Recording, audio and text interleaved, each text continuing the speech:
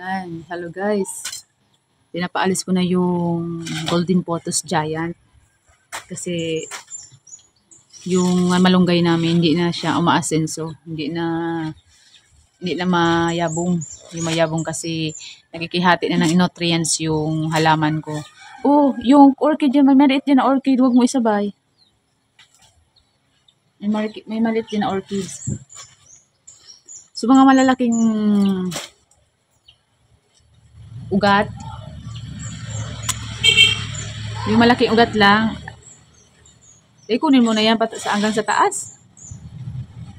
Aliun mo na yan na pothos na yan. Tumunda kula. Bawasan mo na. Nagasara nga mansa na yan. Yan.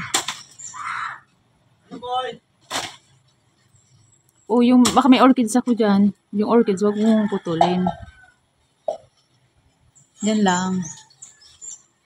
So, bago siya mag-work guys, nilinisan niya muna yung paligid. Kasi sobrang dumi na. Baka may mga ahas na dyan sa paligid. Tapos yung malunggay kasi hindi na umaasenso. Nakasabay na yung Golden Pothos tapos yung philodendron.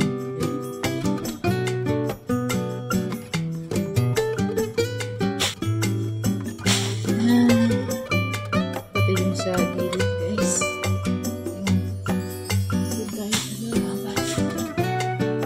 Masakit kaya naman yung masama ng pakiramdam ko naman. Kaya hindi ako nag-vlog ng madalas guys.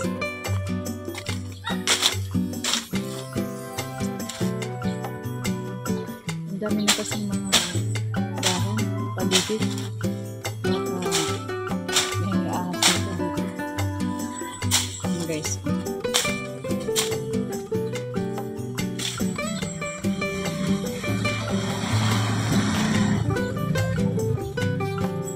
Dumi na. Kaya nilinisan niya na yung mga halaman.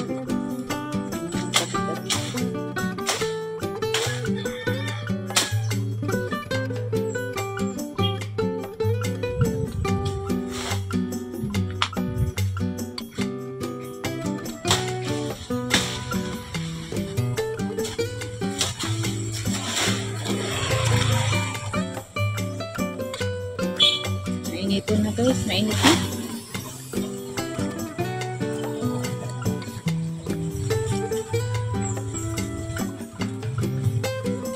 Yun lang guys ang ating vlog.